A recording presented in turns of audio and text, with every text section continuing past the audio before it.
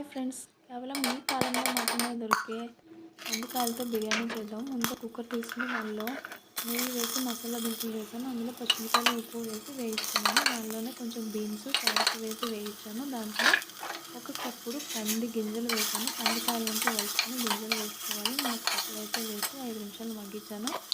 దీనిలో అల్లం వెల్లుల్లి పేస్ట్ వేసి వేయించాలి.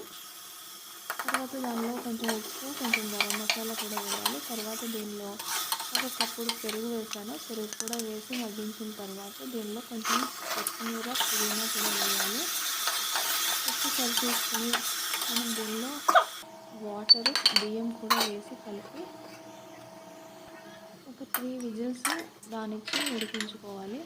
అంతే, ఎంతో రుచికరమైన కందికాయలతో బిర్యానీ రెడీ అయిపోతుంది. వెజ్ బిర్యానీ మనం చేసుకుంటాం కదా, ఒకసారి ఇలా కందికాయలతో కూడా బిర్యానీ చేసుకోండి, చాలా రుచిగా ఉంటుంది. ఎప్పుడు ఒకలాగే కాకుండా ఈ విధంగా తయారు చేసి చూసుకోండి. ఈ సీజన్లో మాత్రమే ఈ కందికాయలు దొరుకుతాయి, అసలు మిస్ అవ్వద్దు. చాలా హై ప్రోటీన్ ఉంటుంది. దాన్ని హోల్గా తీసుకుంటాం కదా మనము.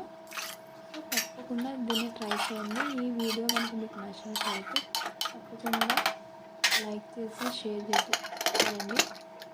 Thanks for watching friends. Thank you for your love and support. Thank you.